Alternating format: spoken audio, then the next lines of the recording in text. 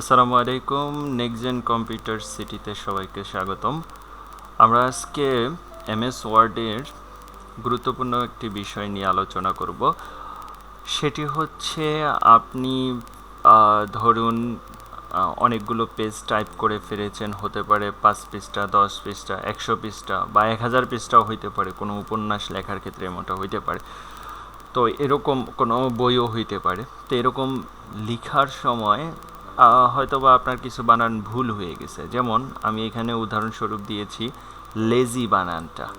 দেখেন লেজি বানানটা কিন্তু এখানে ভুল আছে। তো একটা বই লিখতে গেলে বা হচ্ছে কোনো উপন্যাস লিখতে গেলে একটা ওয়ার্ড একাধিক জায়গায় হইতে পারে। সেটা 1000 পৃষ্ঠার একটা বইতে কমপক্ষে 1500 জায়গায়ও হইতে পারে ওই একই নামটা। তো আমার এই সবগুলো এখানে আমার 4টা পেজ আছে, 4টা পেজেই আমার লেজি বানানটা ভুল আছে। এখন আমার তো হচ্ছে এখন যদি আমি ঠিক করতে চাই তাহলে হচ্ছে একটা একটা করে আমার ঠিক করতে হবে। যেমন এটা আমার বের করতে হবে, বের করে এরপরে আমার কাটতে হবে, LAZY লেজি দিতে হবে। তো এইভাবে একটা একটা খুঁজে বের করতে হবে, কাটতে হবে। এরপর হচ্ছে আমরা ঠিক করতে পারবো সবগুলো। কিন্তু এত সময় তো আমাদের কাছে নেই। এখানে হয়তো 3 থেকে 4 পৃষ্ঠা আছে, এটা সহজেই শেষ করা যাবে। কিন্তু যখন আপনি 1000 পৃষ্ঠার, 500 পৃষ্ঠার, 100 পৃষ্ঠার একটা বই বা হচ্ছে আপনার কোনো উপন্যাস আপনি এডিট করতে যাবেন, তখন সেটা সম্ভব হবে না। তো এই জন্য একটা শর্টকাট আছে এমএস ওয়ার্ডে, সেটা হচ্ছে find and replace. Find and রিপ্লেসের কাজটা আমরা করব হচ্ছে হোম ট্যাব থেকে একদম শেষে চলে যাব, আমরা পাবো এখানে এডিটিং গ্রুপ।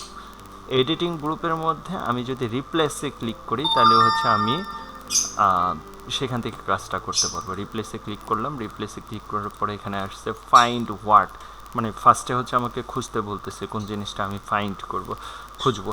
যেমন আমি খোঁজ করতে চাচ্ছি হচ্ছে লেজি। লেজি বানানটা কেমন, LEZY, এই ভুল বানানটা আমি হচ্ছে খোঁজ করতে চাচ্ছি। আর এই বানানটা আমি খোঁজ করে এটা আমি কিভাবে বানানটা লিখতে চাচ্ছি, রিপ্লেস উইথ LAZY, লেজি। তার মানে আমি খোঁজ করতেছি LEZY, এটা কোথায় কোথায় আছে খোঁজ করে বের করতে হবে। এবং পাশাপাশি আমি এই বানানটাকে শুদ্ধ করে যখন লিখতেছি তখন হচ্ছে LAZY, এটা রিপ্লেস করব, এই বানানটাকে এটাতে রিপ্লেস করব।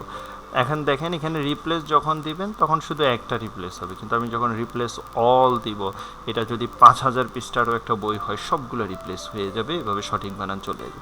আমি রিপ্লেস অল দিলাম, এখানে আমার লিখে দিছে অল ডান, উই মেড 46 রিপ্লেসমেন্টস। এবার আমি ওকে দিলাম, ক্লোজ দিলাম, দেখেন আমার সবগুলো লেজি বানান ঠিক হয়ে গেছে।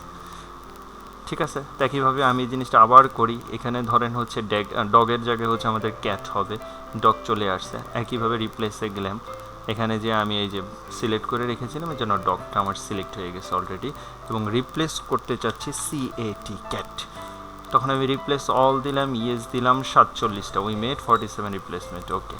তো এখানে ক্লোজ দিলাম, দেখেন এখানে সবগুলো ডগ ক্যাট হয়ে গেছে। তো এইভাবে আপনারা সহজেই কোনো ভুল বানানগুলো খোঁজ করে একসাথে সবগুলো আপনারা রিপ্লেস করে ফেলতে পারবেন, সঠিক বানান লিখে দিতে পারবেন। তো আজকের ভিডিওটা এখানে এই পর্যন্তই ছিল। সবাইকে ধন্যবাদ। আসসালামু আলাইকুম।